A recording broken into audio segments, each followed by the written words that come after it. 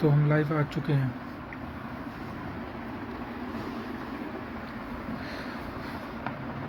तो आप सभी का एक बार फिर से स्वागत है इस लाइव वीडियो सेशन में,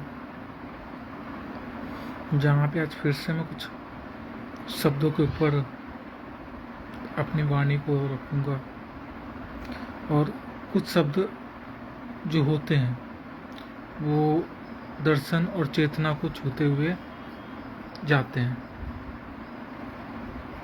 शब्दों की एक अलग मर्यादाएं होती है। हमेशा शब्द जो है वो मानव समाज का एक अभिन्न हिस्सा रहा है।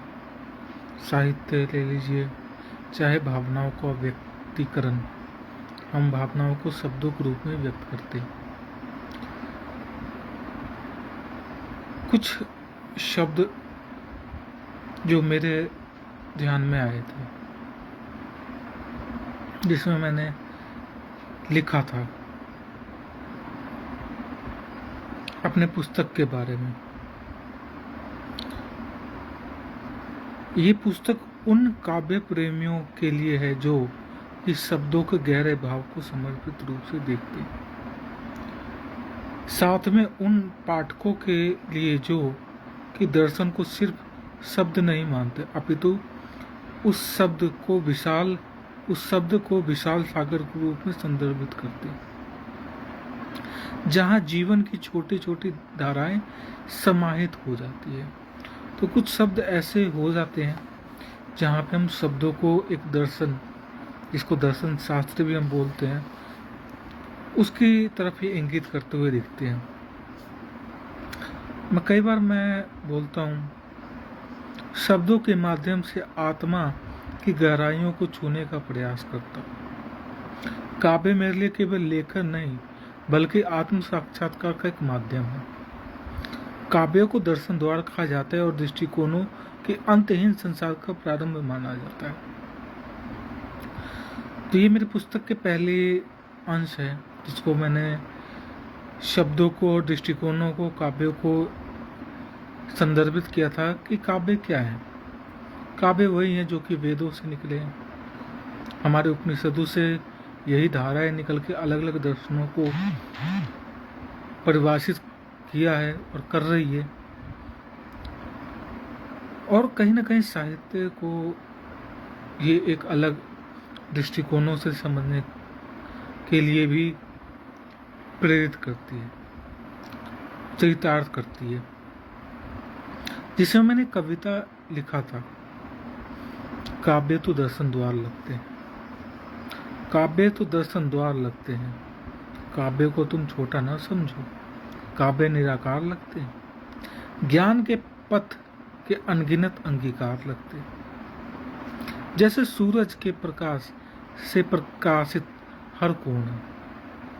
काव्य तो दर्शन द्वार लगते, काव्य तो दर्शन द्वार लगते।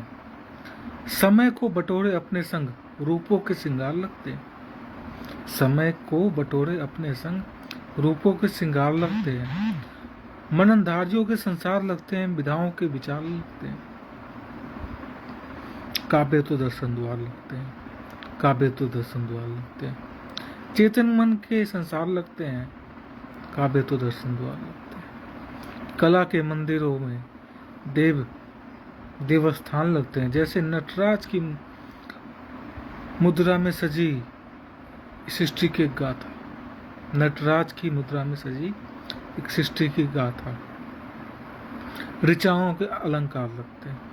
तो कुछ ऐसे शब्द हैं जो कि हमें प्रेरित करता है कि हम शब्दों के दुनिया में अपने अंतर्मन में किस तरीके से झांकते हैं और किस तरीके से उसको हम व्यक्त करते हैं लेखन के रूप में।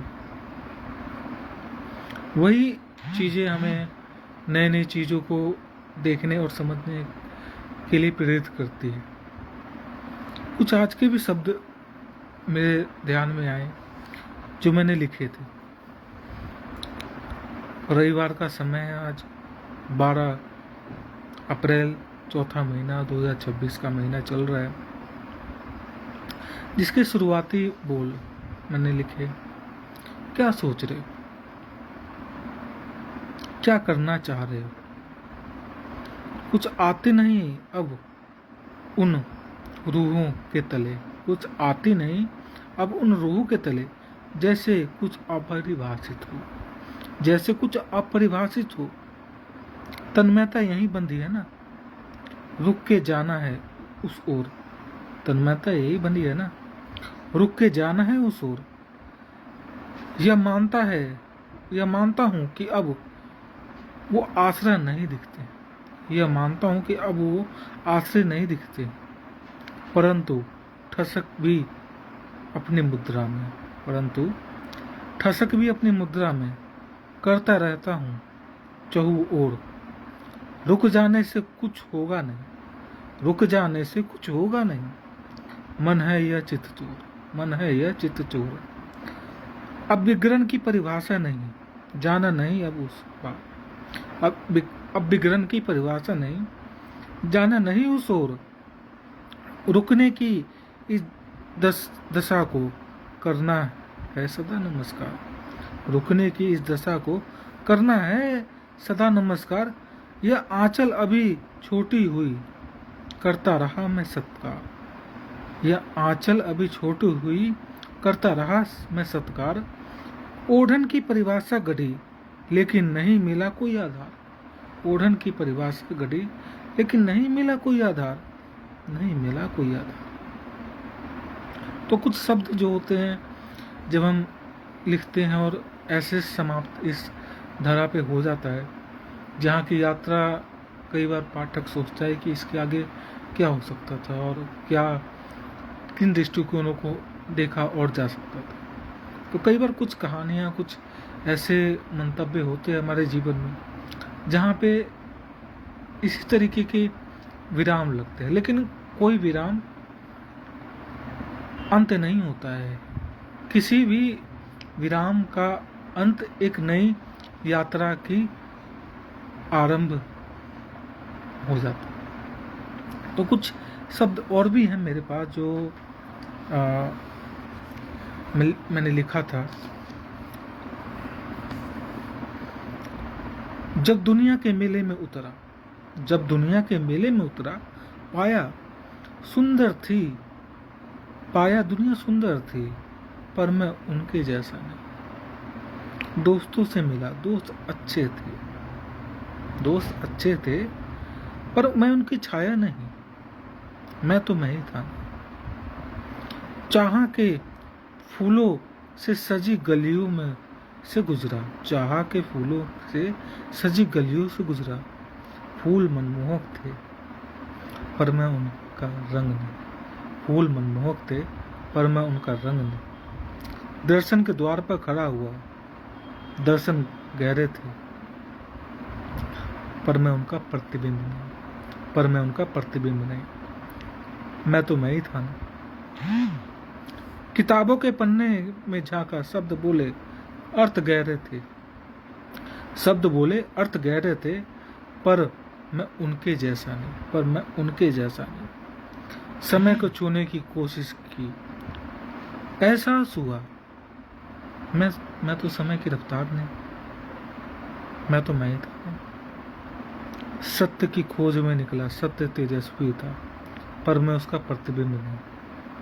नियमों के घेरे में पहुंचा, नियम सुदृढ़ थे, नियम सुदृढ़ थे, पर मैं उनकी सीमाओं में नहीं, मैं तो मैं ही था। अंधियारे दिल की गलियों में रोशनी देखी सुंदरता थी, अंधियारे दिल की गलियों में रोशनी देखी सुंदरता थी, पर मैं उनकी परछाई नहीं। उजाले की बगीचे में झड़े पत्ते मिले, पत्ते सुंदर थे, पर मैं उनका पतझड़ भी तो नहीं, मैं तो मैं ही था ना। ज्ञान के प्रकाश में डूबा, ज्ञान अमृत था, पर मैं उसका स्वरूप नहीं।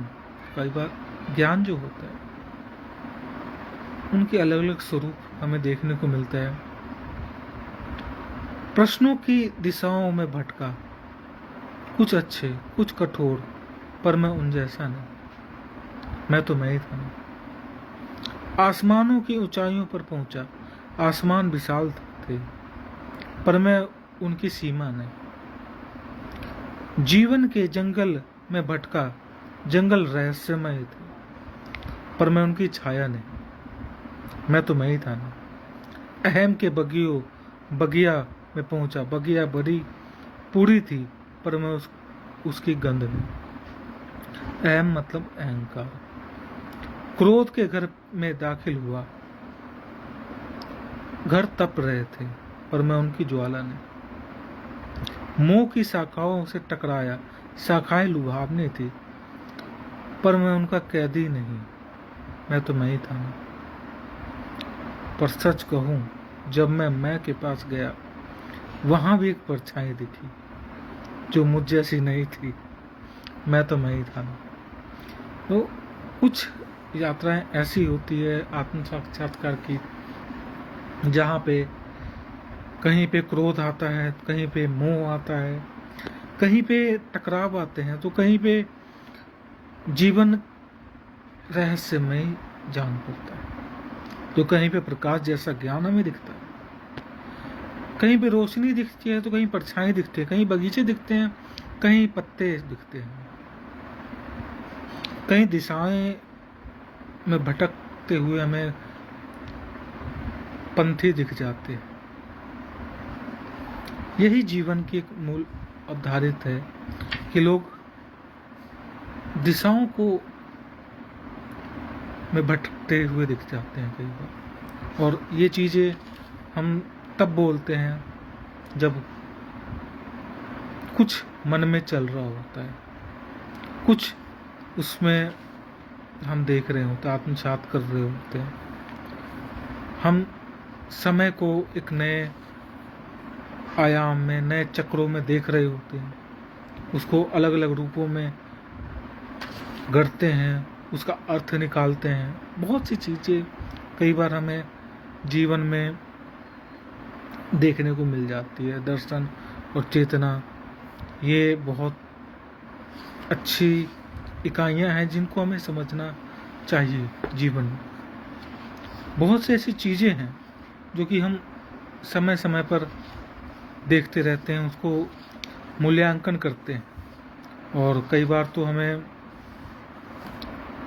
कुछ प्रश्न भी मिलते हैं, कुछ औचित्य भी मिल जाते हैं, तो कुछ हमें उसको समझने के लिए दृष्टिकोण भी मिल जाते हैं।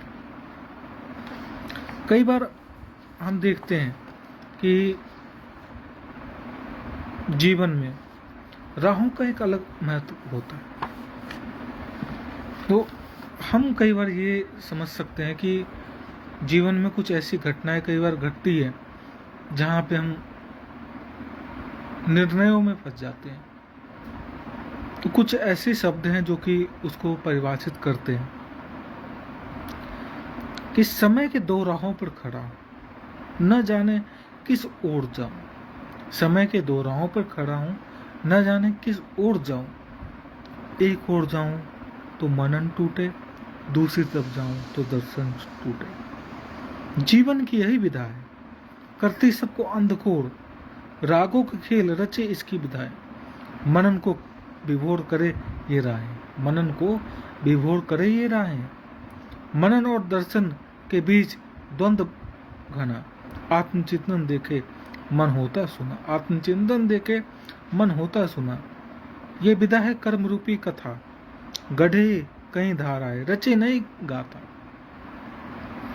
कर्म के सागर में लहरों सी बहती, भावों के सागर में कुंदन सी दहती। चेतना के सागर में प्रकाश समाती, दृष्टिकोणों के सागर में बुद्धि है जगाती। दृष्टिकोणों के सागर में बुद्धि है जगाती। इन रास्तों को न समझो आम, ये दिखाए अनेक आयाम। कराए अभिराम संघर्ष महान, और रचे नए संग्राम। आत्मबोध के वृक्ष तले बैठा मन, देखता आयामों का गहन चिंतन करता, इसका संधान गढ़ देता नए विराम। तो यात्रा यहीं पर एक अलग रूप लेती है, जहाँ पे साधक फिर दोहराता है कि समय के दो राहों पर खड़ा, न जाने किस ओर जाऊं। एक ओर जाऊं तो मनन टूटे, दूसरी ओर जाऊं तो दर्शन छूटे। एक ओर जाऊं तो मनन टूटे, दूसरी ओर जाऊं तो दर्शन छूटे। कुछ जीवन में ऐसी चीजें हम देखते हैं कि हम क्रोध को भी उसमें समा देते हैं। तो कुछ शब्द ऐसे भी हैं जो कि क्रोध को परिभाषित करते हैं, जिसमें कुछ शब्द मैंने लिखा था। तुम्हें क्रोध क्यों आता है? देखो तो सही, यही है समय। गढ़ो तो सही अगम की परिभाषा, रचो तो सही मन की अभिलाषा, बोलो तो सही परिश्रम की भाषा। तुम्हें क्रोध क्यों आता? तुम्हें क्रोध क्यों आता? द्वंद्व के तपिश के साथ जड़ो तो सही, पंथों में तीरथ रचो तो सही, मन के नितांत भ्रम को मिटाओ तो सही। विधाओं के खेत में विचार के बीज बो तो सही, जीवन के गांडीव से कर्म की बांध चलाओ तो सही। दर्शन पथिक की ओर जाओ तो सही, दर्शन पथिक की ओर जाओ तो सही। तुम्हें क्रोध क्यों होता है? दर्शन पथ जो होता है उसको हम दर्शन शास्त्र में ज्ञान पथ भी बोलते हैं। मनन के बगिया में स्वयं को लाओ तो सही, मनन द्वंद्व के बीच ज्ञान ध्वज लहराओ तो सही। परीक्षण को दिखलाओ तो सही, समर्पण जगाओ तो सही, दिशा दिखाओ तो सही। तुम्हें क्रोध क्यों आता? तुम्हें क्रोध क्यों आता? जीवन नहीं है व्यर्थकारी, जीवन नहीं है व्यर्थकारी, इसमें नवचेतना के अलग जगाओ तो सही। इसमें नवचेतना के अलग जगाओ तो सही, समर्पण दिखाओ तो सही, दिया जलाओ तो सही, स्वयं को समझाओ तो सही, लगन की आभा जगाओ तो सही। सत्य बोलो, तुम्हें क्रोध क्यों आता? तुम्हें क्रोध क्यों आता? कई बार हम आत्म संवाद के रूप में देखते हैं कि क्रोध हमें आता है, और ये शब्द कई बार हमें दिखाते हैं कि जब आत्म संवाद को हम सही दिशा में ले जाते हैं, वहाँ पे हमें दर्शन स्वयं रास्ता दिखाता है। लेकिन वो दृष्टिकोणों पर निर्भर करता है कि हम किस दृष्टिकोण से किस दर्शन को देखते हैं, किस धारणा से हम उसको चरितार्थ करते हैं। अंतिम कुछ पंक्तियां हैं इस संवाद का। लांघो समय को, चुनो नए अगम को, सुमिरन करो नए अगम को। समय की तुकबंदी ऐसी, रास्ता है नए भंवर जाओ। नए रागों की तुकबंदी ऐसी, करती नए चक्रों का साकार। राहों का बंधुत्व सही तो नहीं, चाहों का बंधुत्व सही तो नहीं। रागनी की ऐसी मृगता, रचती नए संगम अपार। मैं कष्टों को सुलभ नहीं मानू, यह भी सत्य है, पर यही जीवन को देता नया आधार। यही जीवन है अगम पहचान, तुम न करो इसे व्यर्थकार। यही जीवन है अगम पहचान, तुम न करो इसे व्यर्थकार। चेतना सुलभ सी जान पड़ती है, सुगमता अगम सी जान पड़ती है, विवेचना कुंदन सी जान पड़ती है, दृष्टि दर्पण जान पड़ती है, मनन नए संगी जान पड़ते हैं।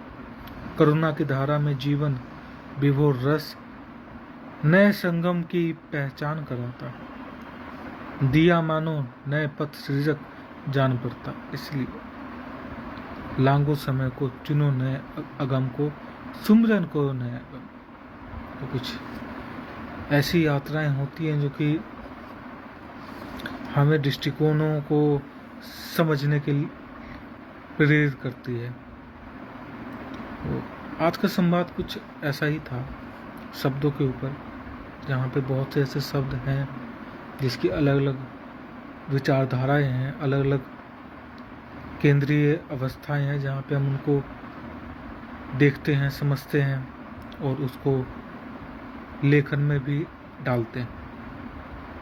तो आज इतना ही, फिर मिलते हैं। सभी को शुभ संध्या।